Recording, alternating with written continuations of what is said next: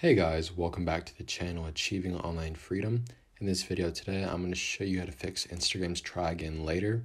So what this error is, it just keeps saying try again later right underneath the post. So I'll go ahead and show you where it's at. It'd be right here underneath the post. So this is what leadership looks like. So in order to fix this, you need to go to your profile, click on the three lines in the top right, and go to your settings. At this page near the bottom, you want to click on help, and then you want to report a problem. Once you've done this, you want to select report a problem once again, and you just want to type in what's going on.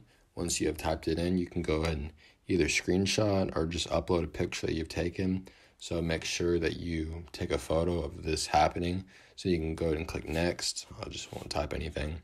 And then it says information about your device, account, and this app related to the issue that you're reporting will be automatically included in this report.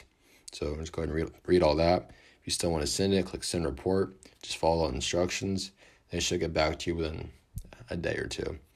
So I hope this does help you. If it did, please make sure to like and subscribe to my channel.